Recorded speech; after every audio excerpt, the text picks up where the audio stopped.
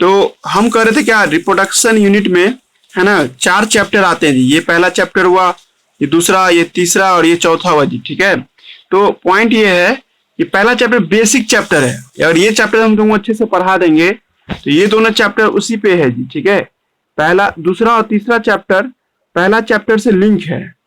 और आप पहला चैप्टर को मेडिकल की नजर से देख रहे हैं, अब इसमें क्वेश्चन पूछने लगा है। मेडिकल में एक क्वेश्चन इस चैप्टर से आता है जी। ठीक है, और वो अच्छा क्वेश्चन होता है, एनसीईआरटी बुक के ही लाइन से उठा के देता है, बाहर से नहीं रहता है।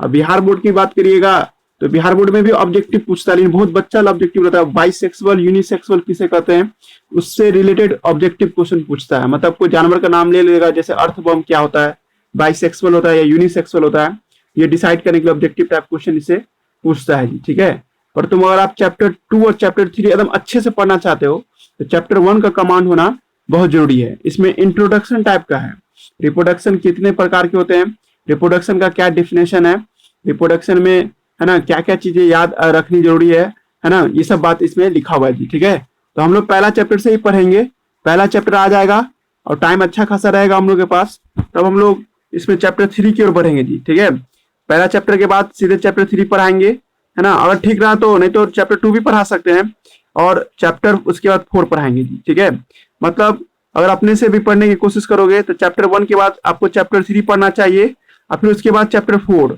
लास्ट में चैप्टर 2 पढ़िएगा। ठीक है, तो ये सब बात आपको याद रखना है।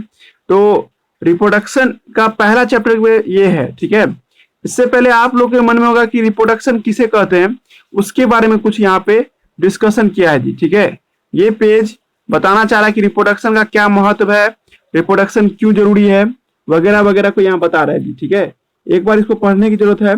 इसमें से एक लाइन ऑब्जेक्टिव है ना, फिंगर टिप्स में क्वेश्चन पूछ दिया है। ठीक है, तो उसको भी हम लोग एक बार देख लेंगे जी। ठीक है, तो पॉइंट ये है कि रिप्रोडक्शन है ना, आपको समझाने से पहले एनसीईआरटी कुछ बेसिक पॉइंट सब आपको बताना शुरू किया। आप लोग अगर हाईलाइटर है तो हाईलाइट कर सकते हैं, या नहीं तो एक लाइन है जो अंडरलाइन करने लायक है ना, तो उसको भी देखिएगा आप लोग। बायोलॉजी इज आपको incense of story of life on this earth, है ना। बायोलॉजी क्या है, धरती पे लाइफ के बारे में कहानी सुनाता है जी। ठीक है, उसके बाद कहता है कि तुम लोगों के मन में सवाल उठता होगा सर कि धरती पे जब कोई लाइफ आता है सर तो एक खास समय के लिए रहता है, उसके बाद उसको मरना तय है। ये एक कड़वा सच है धरती का कि जो भी धरती पे आया है सर उसको कभी ना कभी आपको है ना नॉन लिविंग में मरना जरूरी होता है जी। ठीक है, तो पॉइंट ये है कि अगर धरती पे इंसान सब आया है, आज से मान लो थोड़ा देर के लिए आज से मान लेते 1 लाख साल पहले आया है सर। ठीक है, तो कहा जाता है कि इंसान का लाइफ स्पैन ज्यादा से ज्यादा 100-110 साल ऐसे होगा जी। तो मुद्दा है कि उन लोग को तो गायब हो जाना चाहिए सर आप, है ना जी, लेकिन फिर भी अभी देखते हैं क्या वो लोग अभी भी एग्जिस्ट कर रहा है धरती पे। इसका मतलब कोई ना कोई ऐसा प्रोसेस है जिससे वो आपको बच जाता हो या एग्जिस्ट करता हो। नहीं समझे तो हम एक फोटोग्राफ बना के समझा देते हैं। मान लीजिए ये कोई इंसान हुआ ना, तो भाई इसका कोई ना कोई लाइफ स्पैन होगा, है ना जी। तो एक समय आने के बाद, माने आज पहला साल है तो यहाँ से आने के बाद 100 साल के बाद ये क्या होगा जी, आपको मर जाएगा। ठीक है, तो पॉइंट ये है कि सर उसके बाद तो इसको नहीं होना चाहिए, है ना। माने यहाँ पे आने के बाद ये क्या होगा, आपको मर जाएगा। 100 ईयर आने के बाद क्या होगा सर, ये इसका डेथ हो जाएगा सर। मुद्दा है कि यहाँ से यहाँ के बाद कोई भी नया आपको जीव जंतु ना मिलना चाहिए। लेकिन कहता है सर जब ये अपने लाइफ के दौरान एक खास प्रोसेस करता है, जिस प्रोसेस का नाम रिप्रोडक्शन है जी। ठीक है, ये रिप्रोडक्शन के जरिए अपने ही जैसे एक बच्चे को जन्म देता है जी, जो उसी के जैसा दिखता है। अब फिर अब यहाँ से आप 100 साल जिएगा जी। ठीक है, अब फिर ये भी आपको मरने से पहले, है ना जी, अपने जैसे ही बच्चे को जन्म देता है जी। ऐसे कंटिन्यूटी बना रहता है जी। इसी को हम लोग क्या नाम देते हैं, रिप्रोडक्शन के नाम से बुलाते हैं। रिप्रोडक्शन धरती पे, है ना, किसी भी आदमी को हमेशा के लिए तो जिंदा नहीं रख सकता है सर, लेकिन उसके स्पेसीज को जिंदा रख सकता है। यही बात ध्यान रखिएगा, भले आप जिंदा न रहो लेकिन आपके ही जैसे दिखने वाले जीव जंतु धरती पे बने रहे, इसके लिए हम लोग रिप्रोडक्शन करते हैं जी। समझ में आ रहा है हम क्या बोले, रिप्रोडक्शन का ये सब कुछ बेसिक फंडा है जी। ठीक है, हम लोग और अच्छे से समझेंगे, तुम्हारे मन में जितना सवाल होगा उसको भी समझाएंगे। लास्ट में ना रिप्रोडक्शन सबके टाइप्स ही रटना है। और सबसे वीवीआई चैप्टर है चैप्टर 2 एंड चैप्टर 3, है ना। चैप्टर 2 एंड चैप्टर 3 में सर क्या है, सेक्सुअल रिप्रोडक्शन की बात कर रहा है सर, है ना जी। ह्यूमन में कैसे सेक्सुअल रिप्रोडक्शन होता है और प्लांट में सेक्सुअल रिप्रोडक्शन कैसे होता है उसको पूरा डिटेल में बताया है जी। ठीक है, तो उसके बाद है ना, तो इस पैराग्राफ में पहली बात कर रहा है कि biology is essential essence of story of life on this earth. धरती पे जितने भी जीवन हुए हैं उसके बारे में बता रहा है। वाइल इंडिविजुअल ऑर्गेनिज्म डाई, लेकिन सर अकेला कोई इंसान की बात करिएगा तो धरती पे मरता जरूर है, एक अकेला इंसान मरेगा जरूर, है ना। Species continue to be live throughout the millions of year, यही लाइन हम अभी आपको समझा रहे थे जी कि एक अकेले इंसान की बात कीजिएगा या एक अकेला कोई जानवर की बात कीजिएगा तो कुछ समय के लिए तो रहेगा सर और उसके बाद मर जाएगा सर, लेकिन सर स्पेसीज कभी नहीं मरते हैं सर। स्पेसीज जल्दी अपने आप को दूसरे मतलब अपने आप को बनाए रखने के लिए रिप्रोडक्शन करता है जी, ठीक है। पॉइंट समझ में आना चाहिए, है ना, हम क्या बोल रहे हैं, ठीक है। तो ये लाइन में पेन चला दीजिएगा, कोई खास नहीं है फिर भी पेन चलाए। वाइल इंडिविजुअल ऑर्गेनिज्म डाई, है ना, विदाउट आपको लिखा आपको, है ना, fail without fail species continue to be live throughout the millions of year unless, है ना, अगर उसको कोई गायब ना कर दे। कल जो चैप्टर हम लोग खत्म किए थे उसमें क्या था कि हम लोग जबरदस्ती उसको मार देते थे जी, कोई भी स्पेसीज को, या नहीं तो सर प्रकृति उसको मार देता था। तो कहता कि अगर ऐसा कुछ नहीं हो तो सर ऐसा क्या तब क्या होगा, धरती पे एक इंडिविजुअल तो मरते रहेंगे पर कोई भी स्पेसीज गायब नहीं होगा। ये लाइन अच्छा है जी, ठीक है, समझने वाला लाइन है ना। ये करा कि स्पेसीज कंटिन्यू रहेगा through out the millions of year unless threaten माने उसको विलुप्ति के कगार पे न ले जाए तब, या कोई एंथ्रोपोजेनिक एक्सटिंक्शन हो जाए। एंथ्रोपोजेनिक का हिंदी जानते हैं सब आदमी। एंथ्रोपोजेनिक का मतलब होता है ना, मानव के द्वारा किया गया कोई एक्टिविटी, ह्यूमन एक्टिविटी को, है ना, एंथ्रोपोजेनिक कहते हैं। इसका दूसरा मीनिंग निकलेगा जी, ठीक है। एंथ्रोपोजेनिक, है ना, आपसे कोई पूछ देगा एंथ्रोपोजेनिक क्या है, तो एंथ्रोपोजेनिक का मतलब ह्यूमन एक्टिविटी। इसका हिंदी मतलब सब आपको आना चाहिए, क्योंकि बहुत बच्चा सुनता है एंथ्रोपोजेनिक का मतलब ही नहीं आ रहा होता, उसको ऑब्जेक्टिव नहीं बनता है जी, ठीक है। तो एंथ्रोपोजेनिक एक्टिविटी ना हो तो सर धरती पे स्पेसीज लगातार बने रहेंगे। सर धरती पे नेचुरल या कोई भी थ्रेटेन एक्टिविटी ना हो तो धरती पे स्पेसीज बने रहेंगे। और उसके बने रहने के लिए क्या कारण होगा जी, कैसे वो बना रहेगा, रिप्रोडक्शन से। मतलब रिप्रोडक्शन ही उसको क्या करेगा सर, उसको बना के रखेगा। Reproduction become a vital process without which species can not survive long, है ना जी। रिप्रोडक्शन ही एक ऐसा तरीका है जिससे वो अपने स्पेसीज को लंबे समय तक बनाए रख सकता है। जैसे अभी हम तुम लोग बोले भी थे कि इंसान आज से 40,000 साल पहले धरती पे आया था जी, ठीक है, और उस समय से लेकर के अभी भी धरती पे एग्जिस्ट कर रहे हैं हम लोग, ठीक है। इसका क्या मतलब हुआ कि सर हम लोग मरने से पहले अपने ही जैसे बच्चे को जन्म देते हैं, और अपने ही जैसे बच्चे को जो जन्म देते हैं सर, तो वो अगला आगे बढ़ के भी अपने जैसे बच्चे को जन्म देता है। वही लाइन यहाँ पे लिखा हुआ है कि कोई भी स्पेसीज को जिंदा रहने के लिए रिप्रोडक्शन तो करना ही पड़ेगा सर, चाहे वो एसेक्सुअल रिप्रोडक्शन करे चाहे वो सेक्सुअल रिप्रोडक्शन करे जी, है ना। समझ में आ रहा हम क्या बोल रहे हैं। ईच इंडिविजुअल लीव्स, है ना, हर एक इंडिविजुअल क्या होता है ना, प्रोजेनी देता है बाय एसेक्सुअल या सेक्सुअल तरीके से जी, ठीक है। आप लोग पढ़िएगा इसी चैप्टर के अंदर में सेक्सुअल रिप्रोडक्शन का मतलब होता है जब एक मेल और एक फीमेल जब बच्चे को मिल करके दोनों मिल करके बच्चे को जन्म दे उसको हम लोग सेक्सुअल रिप्रोडक्शन कहते हैं जी, ठीक है। और इसी को पढ़ना हम लोग को सेक्सुअल रिप्रोडक्शन में वेरिएशन होता है जी। जिसको 11th का कुछ याद होगा, याद करो मियोसिस डिवीजन। मियोसिस डिवीजन में क्या होता है सर, डीएनए का अदला बदली होता है, और डीएनए के अदला बदली होने से सर कुछ नए तरह के जीव जंतु बनते हैं जी, ठीक है। तो इस तरह के घटना को हम लोग क्या नाम देते हैं, सेक्सुअल रिप्रोडक्शन कहते हैं जी, ठीक है। तो वही लाइन यहाँ लिख रहा है, फिर से सुनो इस लाइन को, कहा कि हर एक इंडिविजुअल, है ना, बच्चे को जन्म देते हैं बाय एसेक्सुअल तरीके से या सेक्सुअल तरीके से, ठीक है। सेक्सुअल मोड ऑफ, है ना, आपको reproduction enable the creation of, है ना, न्यू वेरिएंट, है ना। ये सेक्सुअल मोड ऑफ रिप्रोडक्शन जो होता है सर, है ना, वो लोगों के बीच में नया नया तरह के बच्चे को जन्म देने में मदद करता है। जैसे हम सब आदमी सेक्सुअल रिप्रोडक्शन के प्रोडक्ट हैं जी, ठीक है। देखिएगा हम लोग का चेहरा, रंग, रूप, कैपेसिटी सबका अलग अलग है सर। ये अलग अलग कैपेसिटी उसको माहौल में ढलने में मदद करता है जी। वही लाइन आगे लिखा है, सो सर्वाइवल ऑफ, है ना, एडवांटेज ऑफ एनहांसमेंट। मतलब सब पेन से अंडरलाइन कीजिएगा, ये सब बात में घूम फिर के तुमको 4 चैप्टर जो पढ़ाएंगे ना, ये सब बात रटा ही जाएगा कि तुमको कि सर हाँ ये सब बात हमको वैसे ही दिमाग में चलेगा। अभी पेन चलाइएगा, घर पे उतना कोई ज्यादा लोड लेके पढ़िएगा नहीं इसको, बस सिंपल एक इंग्लिश का हिंदी जानिए एंथ्रोपोजेनिक, तो हम एंथ्रोपोजेनिक का हिंदी बता दिए थे जी, ठीक है। उसके बाद करा क्या, एक आपको थोड़ा सा आप 10th क्लास का एक थोड़ा सा लैंग्वेज याद कीजिए। 10th में आप लोग एक चैप्टर पढ़े होंगे जिसका नाम है लाइफ प्रोसेस, है ना। ये 10th में एक टॉपिक है जी, जैविक प्रक्रिया या जैव प्रक्रम, इस तरह से कुछ नाम है, लाइफ प्रोसेस। देखो लाइफ प्रोसेस, है ना, ये कुछ एक्टिविटी हम बता दें। लाइफ प्रोसेस क्या होता है इसको समझो जी, समझ भी 10th में इसको पढ़े होंगे। लाइफ प्रोसेस क्या होता है सर, जिंदा रहने के लिए आप जो भी एक्टिविटी करते हैं उस सबको मिला के लाइफ प्रोसेस कहते हैं। जैसे मान लो कि कोई एक सेल है ना, इस सेल को जिंदा रखना है सर, तो इसको क्या देंगे, खाना पीना देंगे ना जी, ग्लूकोज देंगे, है ना, ग्लूकोज मिलेगा। सर सेल को सांस भी लेते रहना जरूरी है सर, ताकि ग्लूकोज को तोड़ सके, मतलब रेस्पिरेशन भी होना जरूरी है। मतलब कोई भी आदमी आज के बाद आपसे पूछ देगा लाइफ प्रोसेस है ना क्या है ना, तो लाइफ प्रोसेस का डेफिनेशन पूछेगा आप लोग से, तो आप जवाब दीजिएगा कि वो सारी एक्टिविटी जो आपको क्या करता है सर, जिंदा रहने में आपको मदद करता है। फॉर एग्जाम्पल न्यूट्रिशन, है ना, फॉर एग्जाम्पल है ना सर आपको रेस्पिरेशन, फॉर एग्जाम्पल है ना जी आपको एक्सक्रीशन, फॉर एग्जाम्पल सर्कुलेशन। ये सब 11th में हम लोग ह्यूमन फिजियोलॉजी में पढ़े थे जी, है ना, ह्यूमन फिजियोलॉजी चैप्टर क्यों पढ़े थे, ताकि पता कर सके कि भाई जिंदा रहने के लिए कौन कौन सा चीज हमको चाहिए होगा।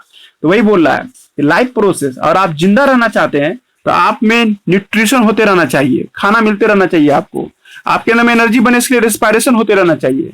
सर सामान को एक जगह से दूसरी जगह भेज सके तो उसके लिए सर्कुलेशन होते रहना चाहिए। सर ये भी बात तय है कि सेल में कचरा भी बनता है सर, उस कचरा को बाहर निकालने के लिए एक्सक्रीशन भी होते रहना चाहिए सर, है ना जी। सर ये सब चीजें अच्छे से काम कर सके तो हमारे पास ब्रेन होना चाहिए, मतलब न्यूरल कंट्रोल भी होना चाहिए, है ना जी, या केमिकल कंट्रोल भी होना चाहिए सर, ठीक है। ये सारे एक्टिविटी को मिला करके हम लोग क्या नाम देते हैं, लाइफ प्रोसेस के नाम से बुलाते हैं। लेकिन कोई लड़का गौर किया कि सर इसमें रिप्रोडक्शन नहीं है सर, है ना जी, आप लोग भी गौर कर रहे होंगे, या 11th का भी कुछ बात याद आ रहा होगा सर कि वहां रिप्रोडक्शन नहीं पढ़ाया गया था। आप लोग खुद भी समझिए कि भाई जिंदा रहने के लिए रिप्रोडक्शन करना जरूरी थोड़े है। अभी हम लोग अभी भी तो जिंदा है, लेकिन हम लोग रिप्रोडक्शन थोड़े कर रहे होते हैं। जवाब ये है कि reproduction is not a life process, है ना, बट है ना it continue the life process. देखो यही लाइन हाईलाइट करना है आप लोगों को, हम अभी आपको बोले हैं लेकिन इसमें लिखा हुआ है एनसीईआरटी बुक में, फिर से सुनो, है ना, जिंदा रहने के लिए है ना आपको रिप्रोडक्शन करना जरूरी नहीं है सर, लेकिन अपनी जाति को बनाए रखने के लिए रिप्रोडक्शन जरूरी है सर, है ना जी। मतलब जो हम लाइफ प्रोसेस कर रहे हैं तो मेरा बेटा भी उस तरह से लाइफ प्रोसेस करे, या मेरा बेटी भी लाइफ प्रोसेस वैसे ही करे, तो उसके लिए हमको रिप्रोडक्शन करना पड़ेगा ना जी, ठीक है। मतलब मेरी आने वाली पीढ़ी है ना लाइफ प्रोसेस को निभा सके, उसके लिए हमको रिप्रोडक्शन जरूरी होता है। ये फिंगर टिप्स में एक क्वेश्चन है जी, शायद पहले या दूसरा नंबर पे क्वेश्चन है, ये बनाने में आपको मदद करेगा। अब बुक में ये लाइन ढूंढोगे तो यहाँ पे मिलेगा, इस पर हाईलाइटर चलाइएगा सब आदमी, है ना। ये लाइन आप लिखिए, या इसमें यहाँ पे लिखा हुआ है, एक मिनट रुक जाइए हम भी देख लेते हैं, है ना। ये लाइन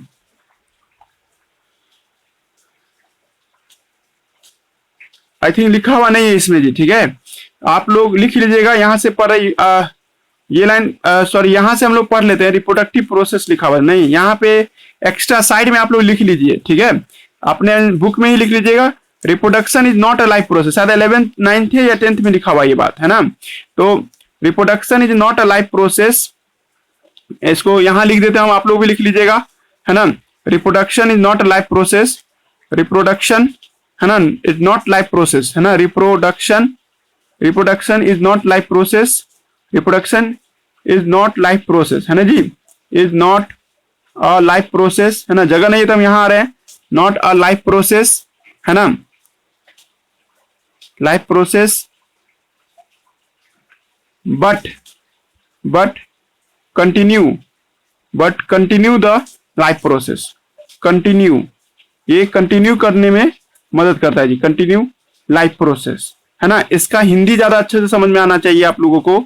सर रिप्रोडक्शन से जिंदा नहीं रह सकते हैं, पर रिप्रोडक्शन करेंगे तो लाइफ प्रोसेस कंटिन्यू माना जाएगा, मतलब कि अगले पीढ़ी में भी लाइफ प्रोसेस होता रहेगा, इसका यही मतलब हुआ जी। सब लिख लीजिएगा, समझ में आया हैंडराइटिंग, है ना। फिर से बोलते हैं, reproduction is a not a life process, है ना, but continue the life process. लेकिन ये क्या करता है, लाइफ प्रोसेस को कंटिन्यू बनाए रखता है। पहला पैराग्राफ पढ़ोगे, मतलब यूनिट का जो इंट्रोडक्शन पढ़ेंगे हम लोग, है ना, तो यूनिट के इंट्रोडक्शन में यही बात आप लोग को घूम फिर के समझना था, है ना। तो ये सारी बातें फिर से एक बार यहां से हम पढ़ देते हैं। Sexual mode of reproduction enable the creation of new variant, है ना। सेक्सुअल मोड ऑफ जो रिप्रोडक्शन होता है सर, नए नए तरह के जीव जंतु को जन्म देने में मदद करता है, उसको सर्वाइवल में भी क्या करता है सर, आपको मदद करता है जी, ठीक है। लेकिन करा कि इस यूनिट में हम लोग एग्जामिन करेंगे general principle understanding the reproductive process. इस चैप्टर या इस यूनिट में रिप्रोडक्शन कैसे काम करता है, कैसे काम करता है उसकी बात करेंगे जी, ठीक है। Living organism and then explain the, लिखा आपको, detail of process of flowering plant. और इसी चैप्टर के अंदर में फ्लावरिंग प्लांट के, है ना, आपके फ्लावरिंग प्लांट के अंदर में जो भी है ना, सेक्सुअल रिप्रोडक्शन होता है उसको जानेंगे, ह्यूमन बीइंग के अंदर में जो रिप्रोडक्टिव रिप्रेजेंटेशन है उसको भी जानेंगे, है ना, और उसी से जुड़े हुए रिप्रोडक्टिव हेल्थ जानेंगे सर। कहा जाता है कि हम लोग जितना फिट होंगे उतना फिट बच्चे को पैदा करेंगे जी, ठीक है, और उतना ही हमारे सोसाइटी के लिए क्या होगा, भले के लिए होगा जी, वही लिख रहा है। How the reproductive health avoided to preventing the complete the biological reproduction, मतलब कौन कौन सा ऐसे तरीका है जिससे हम लोग, है ना, आपको बायोलॉजी रिप्रोडक्टिव हेल्थ को अच्छी तरीके से निभा सके, वगैरह सब लिखा हुआ है। कुछ खास नहीं है ना, इसमें हमने कुछ एक्स्ट्रा लिखा था वो समझ लिए आप लोग। हम आपको अगर कहेंगे, अगर सीधा हाईलाइट करना है आप लोगों को तो 2 पॉइंट हाईलाइट करना था, एक ये वाला लाइन, है ना, और एक यहाँ एंथ्रोपोजेनिक का मतलब, ये बात आप लोग जान के रखिएगा। एंथ्रोपोजेनिक का मतलब इंसान के द्वारा किया गया सारा एक्टिविटी। देखिए इस यूनिट में 4 चैप्टर पढ़ेंगे लगातार, है ना जी, लेकिन पहले क्वेश्चन करें, पहला चैप्टर पढ़ने के बाद सीधे तीसरा पे जाएंगे हम लोग, और तीसरा के बाद चौथा पढ़ेंगे, और लास्ट में हम चैप्टर 2 पढ़ेंगे जी। मेडिकल के नजर से देख रहे हो कि सर इसमें कौन कौन कितना क्वेश्चन पूछता है कौन चैप्टर से, तो इस चैप्टर से मैक्सिमम 1 से 2 क्वेश्चन पूछता है जी, ठीक है। तो इस चैप्टर से आपको 1 से 2 क्वेश्चन आएगा, है ना। इस चैप्टर से 9 क्वेश्चन आता है जी, ठीक है, 6 से 9 क्वेश्चन आता है ना। इस चैप्टर से भी सर आपको 5 से 7 क्वेश्चन आता है, और इस चैप्टर से आपको 3 क्वेश्चन आता है जी, ठीक है। कोई एवरेज निकालेगा तो 12 से 13 क्वेश्चन पूछता है जी इस चैप्टर से, है ना जी। मतलब इस चारों चैप्टर को मिला लेंगे तो कम से कम आपको 60-70 नंबर का क्वेश्चन आपको मेडिकल में पूछता है जी। और आपको बिहार बोर्ड में देखिएगा तो इस चैप्टर से 5 नंबरी 2-3 क्वेश्चन आ जाता है जी। 5 मार्क्स का क्वेश्चन कम से कम 2 ठो आता है जी, ठीक है। मतलब 10 नंबर प्राप्त करना हो तो ह्यूमन रिप्रोडक्शन चैप्टर, इससे भी 5 नंबर एक क्वेश्चन आता है जी, ठीक है। 5 नंबर मार्क्स का क्वेश्चन ये दोनों से आएगा, ये दोनों समझना है जी। ये चैप्टर से बिहार बोर्ड में ऑब्जेक्टिव रहता है जी, ठीक है, डेफिनेट ऑब्जेक्टिव आता है, बहुत इजी रहता है कि आप बना ही दीजिएगा। सीबीएसई बोर्ड का बात करोगे तो सीबीएसई बोर्ड में भी इसमें बहुत अच्छा क्वेश्चन सब पूछता है ना। सीबीएसई बोर्ड की वजह से देखा जाए तो सीबीएसई बोर्ड में इसको हटा दिया है सिलेबस में। 2021 में जो इसका एग्जाम होगा तो पहला चैप्टर से क्वेश्चन नहीं आएगा, वैसे भी पहले भी नहीं आता था, है ना। क्वेश्चन यही तीनों चैप्टर से आएगा। और सीबीएसई बोर्ड में ना ज्यादातर क्वेश्चन है ना जी आपको पॉइंट वाइज पूछता है, मतलब ऑर्गन सब का नाम पूछता है, जैसे मेमोरी ग्लैंड क्या होता है, ठीक है, टेस्टिस क्या होता है, ओवरी क्या होता है ना, फ्रूट क्या किसे कहते हैं, ऐसा टाइप का क्वेश्चन पूछता है। मतलब उसमें उतना डिटेलिंग नहीं कहता है, बस एक पॉइंट पूछ देता है जी, ठीक है। फॉल्स फ्रूट किसे कहते हैं वो सब वगैरह पूछा हुआ है। आप तुम लोग कहोगे सर 11th वाला कोई बात ना यहाँ आएगा जी, आएगा जी 11th का चैप्टर 3 में और चैप्टर 2 में 11th का मियोसिस डिवीजन का टॉपिक आएगा जी। उतना हार्ड नहीं होगा ना, जिसको नहीं पढ़ा है मियोसिस माइटोसिस, तो हम एक बार हम आपको रिकैप जरूर कर देंगे। मियोसिस टॉपिक आपको 11th से यहाँ पे जुड़ेगा जी। मियोसिस पढ़ा हुआ है किसी का, हम पढ़ाए थे 11th में सब आदमी को। जब 2n से n बनता है ना सर, इस घटना को हम लोग क्या नाम देते हैं, मियोसिस के नाम से लाते हैं। खैर ये चर्चा करेंगे जब स्पर्म ओवम बनता है तब उस टाइम में मियोसिस डिवीजन कैसे होता है ना जी। उतना हार्ड नहीं होगा, समझ में आ जाएगा आप सब आदमी को मियोसिस डिवीजन, ठीक है। तो ये सब बात हुआ। अब आइए इस चैप्टर में ना एक साइंटिस्ट का डिस्कशन किया हुआ जी, ठीक है। उनका नाम है पश्चानन महेश्वरी, है ना, तो उनके बारे में भी पढ़ लेते हैं। ये भी मेडिकल का लाइन हो सकता है जी, ठीक है। ये पैराग्राफ भी आप लोग को देखना चाहिए मेडिकल में, इससे भी क्वेश्चन सब आ सकता है जी, ठीक है। तो पॉइंट ये है कि पश्चानन महेश्वरी के बारे में यहाँ पे कुछ डिटेल किया हुआ है ना। तो इनका आप लोग को क्या याद रखना है सो हम बता रहे हैं जी, ठीक है। पश्चानन महेश्वरी का जन्म और मृत्यु नहीं याद करना आप लोगों को। आप लोग का इसका कोई जो वर्क था, मतलब जो हमारे देश के लिए जो इन्होंने काम किया है उसको ही आपको याद करना है जी। तो इस पैराग्राफ में है ना ये आपको कुछ बातें दिया हुआ है जी, ठीक है। देखो हम कल आप लोग को एक शब्द समझा रहे थे, टिश्यू कल्चर, याद आ रहा है किसी को? टिश्यू कल्चर, टिश्यू कल्चर क्या होता है सर, कि प्लांट का कोई भी हिस्सा ले लीजिए सर आप, है ना, प्लांट का कोई भी हिस्सा ले लीजिए और उस हिस्सा को आप लैब में खाना पीना दीजिएगा ना सर, तो वो आगे जाकर एक नया पेड़ में बदल जाएगा जी। इस घटना को टिश्यू कल्चर कहते हैं, है ना जी। तो भारत में सबसे पहली बार टिश्यू कल्चर का अप्रोच इन्होंने ही लिया था जी, है ना। और दूसरी बात, सबसे हार्ड बात, है ना जी, कहा जाता है कि सर टिश्यू कल्चर है ना सर, कि सर आप हैप्लॉइड और डिप्लॉइड दोनों तरह के सेल का कर सकते हैं, ठीक है। देखो जो लड़का समझ रहा होगा हम उसको एक सीधा भाषा में समझाते हैं। मान लीजिए कोई लड़का का आम का पेड़, सर आम का पेड़ है डिप्लॉइड होता है। डिप्लॉइड माने 46 क्रोमोजोम, जैसे हम लोग में 46 क्रोमोजोम होता है ना जी, उसी तरह से है ना जी प्लांट सभी डिप्लॉइड होते हैं। मेरे आंगन में जितना भी पेड़ लगा हुआ है वो सब डिप्लॉइड प्लांट है सर। डिप्लॉइड करने का मतलब 2n, है ना, याद रहेगा सब आदमी को। तो देखिए सर टिश्यू कल्चर का मतलब आप यही थोड़े पहले बोल दिए कि कुछ भी लेकर के आप टिश्यू कल्चर कर सकते हैं, खाली वो सेल होना चाहिए सर, है ना। प्लांट का कोई भी सेल लेकर के टिश्यू कल्चर कर सकते हैं। तो कोई लड़का दिमाग में चला लिया होगा कि सर 2n को भी लेकर कर सकते हैं और n को लेकर के भी कर सकते हैं। सही बात है, वो लड़का सही समझ रहा है, ठीक है जी। अब दूसरी बात है कि सर मेरे आसपास में जितना भी पेड़ पौधा है सर 99% प्लांट, है ना जी। 11th याद हो तो ठीक है, नहीं तो अभी हम बता रहे हैं कि ब्रायोफाइटा जो 11th में था ना जी, पढ़े थे, वही हैप्लॉइड होता है। बाकी जितने भी प्लांट सब है, टेरिडोफाइटा हुआ, जिम्नोस्पर्म हुआ या एंजियोस्पर्म हुआ, ये सब 2n होते हैं सर, 2n पहले पढ़ रहा है। 2n मतलब डिप्लॉइड, मतलब इसका मतलब ये हुआ कि टिश्यू कल्चर करने जाएंगे सर, किसी पेड़ का पत्ता, मतलब इस पेड़ का पत्ता निकाल लिए, लीफ ले लिए, लीफ का हम टिश्यू कल्चर करेंगे सर, है ना। तो आगे जाके भी ये भी तो 2n ही प्लांट न देगा, सही बात है ना जी। तो 2n प्लांट देगा तो सर हम जानते हैं कि टिश्यू कल्चर में जैसा सेल लीजिएगा वैसा ही प्लांट बनेगा जी। और ये जो साइंटिस्ट थे पंचानन महेश्वरी, है ना जी, पंचानन महेश्वरी ने क्या किया, है ना जी, ये दुनिया का पहला ऐसा साइंटिस्ट था जिसने हैप्लॉइड सेल को टिश्यू कल्चर करके दिया था जी, ठीक है।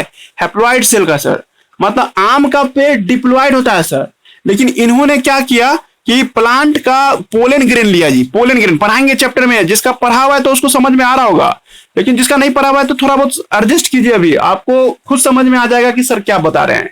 हम बताना चाह रहे हैं कि प्लांट में जो पोलन ग्रेन होता है ना, तो पोलन ग्रेन हैप्लॉइड होता है सर, ठीक है। और हैप्लॉइड पोलन ग्रेन जो देखते हैं सर, ठीक है, इसको है ना लैबोरेटरी में सर टिश्यू कल्चर में बदल दिया गया, मतलब टिश्यू कल्चर करके पेड़ बनाया, मतलब इनके द्वारा, पंचानन महेश्वरी के द्वारा लैब में हैप्लॉइड आम का पौधा बनाएगा, जो कि दुनिया का सबसे बड़ा अजूबा हुआ सर। धरती पे जितने भी आम के पौधे हैं वो सब का सब डिप्लॉइड है, लेकिन सर लैबोरेटरी में आप चाहें तो हैप्लॉइड आम का पेड़ भी बना सकते हैं by the method of tissue culture. ये सबसे पहले कौन किया था? ये सबसे पहले पंचानन महेश्वरी ने किया था, इसीलिए पूरी दुनिया में इनका नाम हुआ जी। ये दिल्ली यूनिवर्सिटी के आपको प्रोफेसर थे, दिल्ली यूनिवर्सिटी में इन्होंने हैप्लॉइड पौधे का हैप्लॉइड प्लांट बना के दिखा दिया टिश्यू कल्चर से।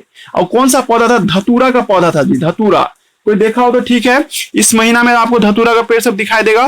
तो धतूरा एक ऐसा पौधा था सर जिसका है ना पोलन ग्रेन को लेकर के पोलन ग्रेन को लेकर के सर इन्होंने सर क्या किया है ना जी, आपको टिश्यू कल्चर कर दिया।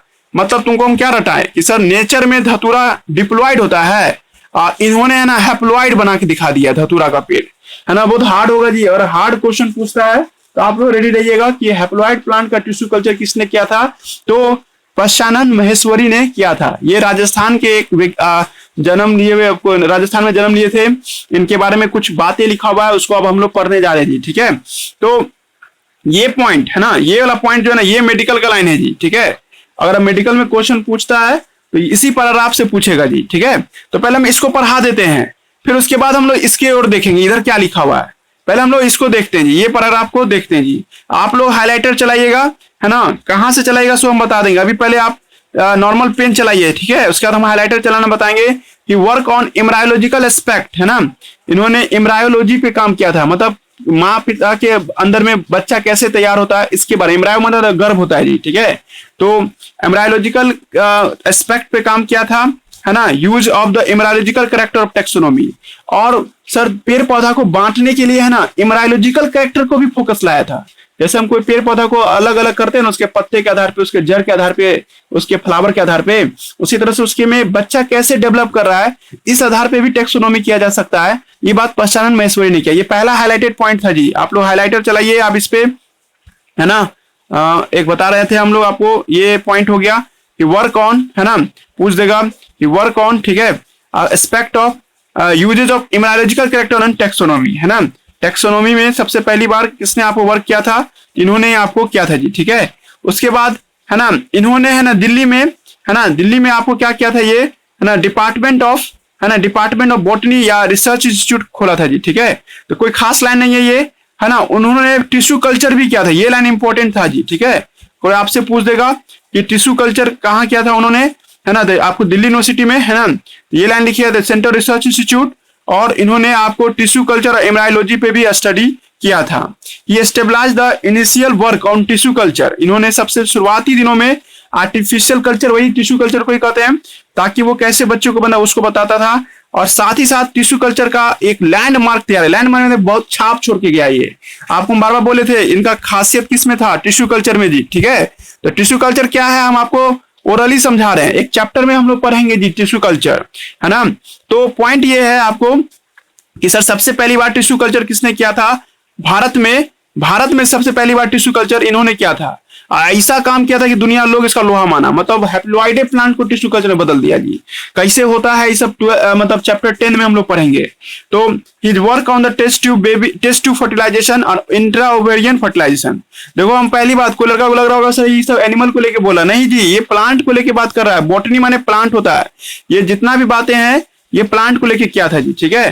तो देखिए हाईलाइटर कहाँ कहाँ चला होगा, ठीक है। पहला हाईलाइटर पॉइंट है ना, एक मिनट रुक जाइए, हाईलाइटर पॉइंट यहाँ पे ही वर्क ऑन, है ना, ही वर्क ऑन आपको एम्ब्रायोलॉजिकल एक्सेप्ट, है ना, डिपार्टमेंट ये वाला लाइन। दूसरा आर्टिफिशियल कल्चर एंड आपको एम्ब्रायोलॉजी, और ये लैंड वर्क थे आपको, है ना, test tube fertilization, intra ovarian fertilization पे थे जी, ठीक है। ये 3-4 पॉइंट है, फर्क समझ आया। तुम लोग दिमाग खुद लगा लेगा एग्जामिनेशन में कि टिश्यू कल्चर, एम्ब्रायोलॉजिकल टैक्सोनॉमी, तो पश्चानन महेश्वरी ये होगा जी, ठीक है।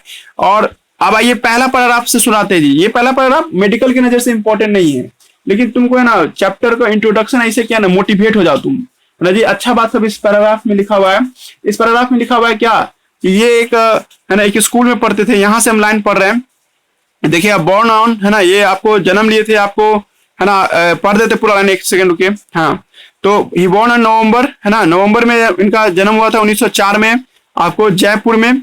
पश्चानन महेश्वरी, है ना, आपको rose to become a one of the most distinguished botanist, आगे जाकर के ये, है ना, एक अच्छे बॉटनिस्ट बन के तैयार हुए इंडिया के, है ना। ये बात सही है क्योंकि हम बोले ही थे। ये इलाहाबाद चले गए थे कुछ समय के लिए हायर एजुकेशन के लिए, राजस्थान में जन्म लिए थे, पर पढ़ाई लिखाई कहाँ से किए, ये इलाहाबाद से किए। इलाहाबाद में, है ना, इनको एक टीचर से मुलाकात हुआ, उनके टीचर का नाम था ददगन। ये देखिए ये लाइन, है ना, एक अमेरिकन मिशनरी टीचर, मतलब एक वहाँ हॉस्टल होता है ना, हॉस्टल प्लस स्कूल, तो उसको मिशनरी स्कूल कहते हैं जी, ठीक है। वहीं का एक टीचर था, हॉस्टल का टीचर, जिसका नाम था ददगन, है ना जी। और ददगन से ये बहुत इंस्पायर रहते थे। जैसे आप किसी टीचर से बहुत इंस्पायर रहते हैं ना, उनके लिए कुछ करने की कोशिश करते हैं। जैसे आप लोग के जो फिजिक्स केमिस्ट्री के टीचर या कोई भी टीचर होंगे, या 9th-10th के जो टीचर रहे होंगे, वो लोग जो आपको पढ़ाए होंगे, तो आपको उनसे बहुत प्रभाव मिला होगा, आप चाहते हैं कि उनके लिए कुछ करें।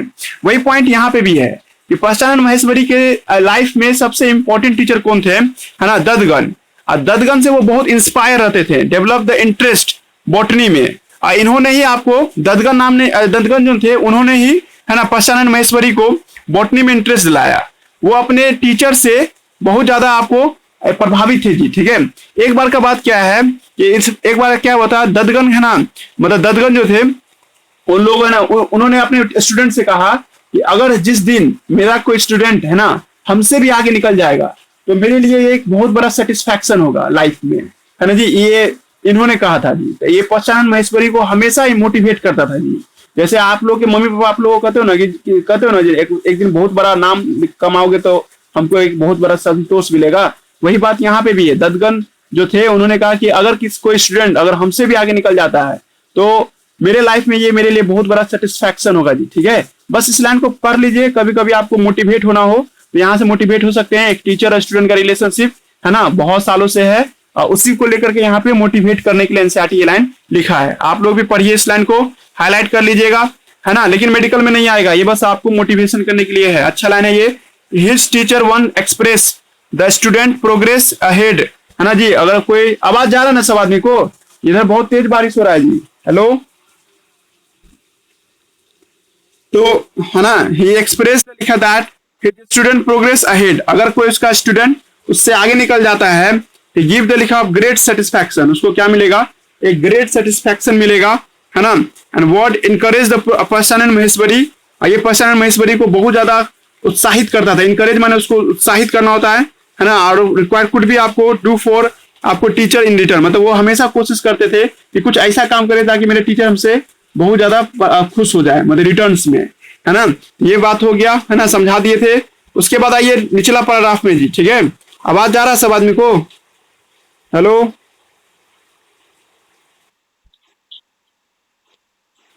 आना चाहिए, ठीक है। तो थोड़ा सा और पढ़ते हैं, है ना। ये पैराग्राफ देखिए, इस पैराग्राफ में ना आपको एफआरएस का फुल फॉर्म आना चाहिए जी, ठीक है। आप लोग से मेडिकल में पूछ सकता है FRS किसे कहते हैं। तो FRS का मतलब होता है फॉरेन रिसर्च, है ना, आपको फेलोशिप, है ना। FRS का फुल फॉर्म है फॉरेन रिसर्च फेलोशिप, है ना जी। लेकिन यहाँ पे है फेलोशिप इन रॉयल सोसाइटी, है ना जी। देखो ये लाइन समझ में आ रहा है ना जी। मेडिकल में अगर कोई पूछ देगा FRS का फुल फॉर्म बताइए, तो ये लाइन बोल के आइएगा, फेलोशिप रॉयल सोसाइटी। समझ में आ रहा है। इसी को शॉर्टकट में हम लोग FRS कहते हैं।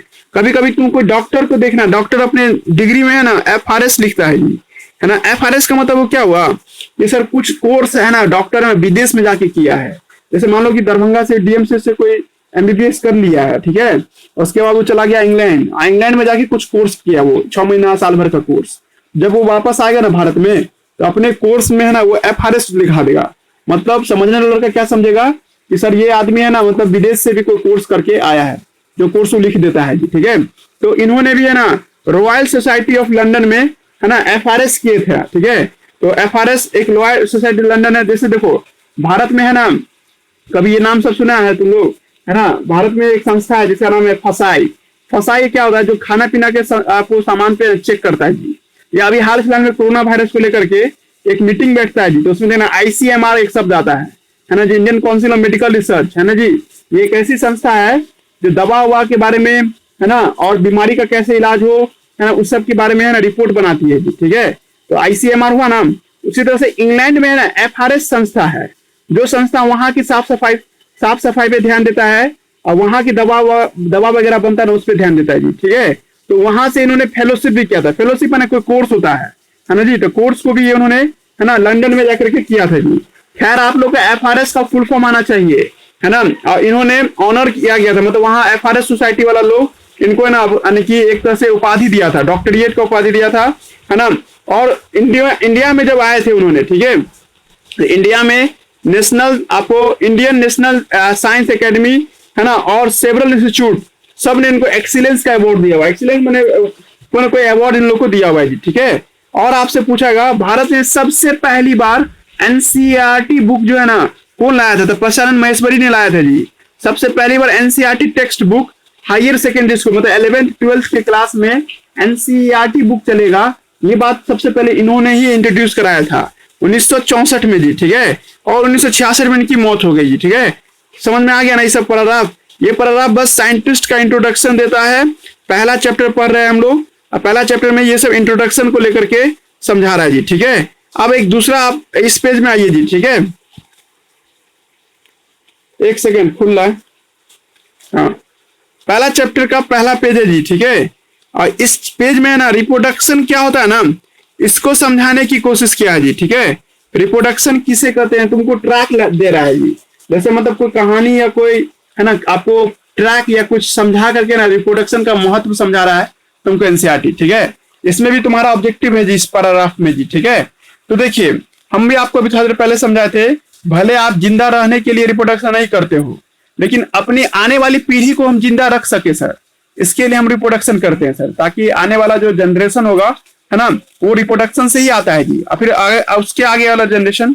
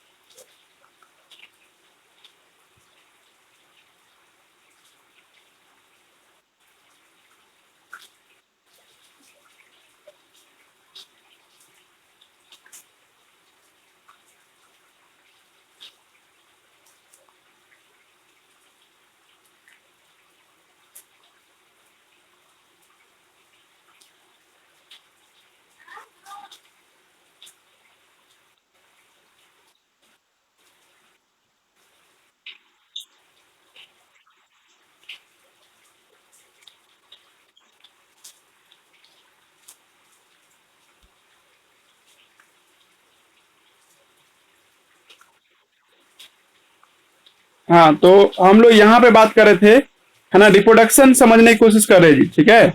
रिप्रोडक्शन को समझने से पहले है ना आप लोग NCERT लाइफ स्पैन को समझाया है। लाइफ स्पैन का हिंदी मतलब होता है जीवन अवधि।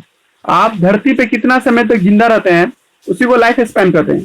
देखो ये सब अभी तक मेडिकल में नहीं पूछा है, और अभी आपको बेसिक बायोलॉजी समझना हो रिप्रोडक्शन का, तो ट्रैक दे रहा है ये एनसीईआरटी बुक, है ना जी। कैसे काम करता है उसको लेकर के आपको बता रहा है जी, ठीक है। तो इसी को लेकर के यहाँ पे हम लोग चर्चा करने वाले हैं, ठीक है। तो पॉइंट ये है कि लाइफ स्पैन किसे कहते हैं सर, ठीक है। इस पे हम लोग गौर करते हैं, लाइफ स्पैन, ठीक है। लाइफ स्पैन जो देखते हैं सर, ठीक है, तो कहता है कि जन्म से लेकर के मरने तक के पीरियड को, अब मरना होता है नेचुरल डेथ, है ना जी। व्हाट इज लाइफ स्पैन, है ना, period between birth to natural death it's called life span, है ना। और आप कोई बच्चा जन्म लेता है और उसका जो प्राकृतिक मौत होता है सर, है ना, उसके बीच का जो समय होता है, उसी बीच के समय को हम लोग क्या नाम देते हैं, लाइफ स्पैन के नाम से लाते हैं। खाली पेन चलाइएगा इस लाइन पे, द पीरियड फ्रॉम, है ना, birth to the natural death, है ना जी, इज कॉल्ड, है ना, लाइफ स्पैन। इसी को हम लोग क्या नाम देते हैं, इसी को हम लोग लाइफ स्पैन के नाम से बुलाते हैं जी, ठीक है। अब देखिए सर, लाइफ स्पैन हर एक जानवर का अपना अपना एक चीज होता है जी, ठीक है। तुम लोग कहोगे सर लाइफ स्पैन क्यों पढ़ा रहे आप हमको, हम पढ़ाना यही चाह रहे थे ना कि धरती पे कोई खास समय के लिए आप यहाँ हो, आपको भी एक दिन महसूस हो जाएगा कि एक समय बाद हम मर जाएंगे जी, ठीक है। तो मुद्दा ये है कि मरने से पहले कुछ निशानी बना देते हैं ना, जैसे कि हम लोग कहते थे ना एक बार कि कहीं भी तुम जाते हो तो अपना निशानी बनाते हो ना कि ये कि हम आए थे यहाँ पे। उसी तरह से धरती पे हम लोग एग्जिस्ट कर रहे थे, इसका निशानी हम कैसे देते हैं, अपने बच्चे के फॉर्म में, ताकि वो बच्चा बोल सके कि हाँ ये मेरे पूर्वज थे, है ना जी। वही बात समझाने के लिए एनसीईआरटी बुक लाइफ स्पैन तुमको समझा रहा पहले। लाइफ स्पैन हर एक जानवर का अलग अलग होता है जी, ठीक है। कोई 10 साल जीता है सर, तो कोई 50 साल जीता है, कोई आपको 5 साल जीता है, तो कोई 100 साल जीता है जी, ठीक है। कोई कोई 40,000 साल भी जीता है जी, ठीक है। और कोई कोई सर है ना सर, आपको एक दिन के लिए भी जीता है, कोई कोई 20 मिनट के लिए भी जिंदा रहता है जी, ठीक है। 20 मिनट बाद वो मर जाता है जी, ठीक है। तो ऐसे को हम लोग लाइफ स्पैन कहते हैं जी, ठीक है। लाइफ स्पैन के लिए करके तुमको कुछ यहाँ पे अगला पेज पलटिएगा तो आपको वहां मिलेगा, है ना। एक मिनट देखिए,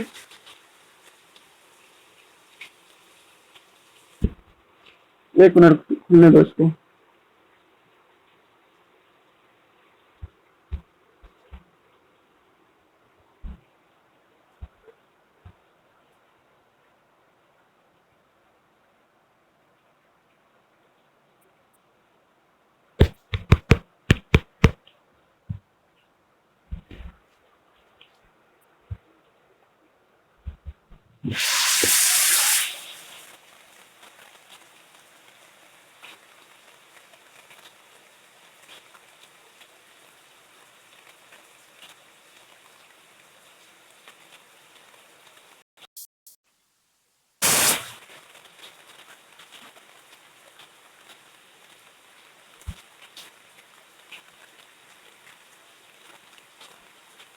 अरे इधर बहुत तेज बारिश हो रहा है जी, ठीक है, नेटवर्क फंस रहा है बार बार।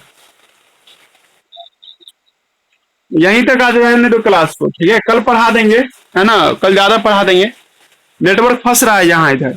आवाज जा रही है, हेलो, हाँ, फंस रहा है इधर, बहुत तेज बारिश हो रहा है, ठीक है।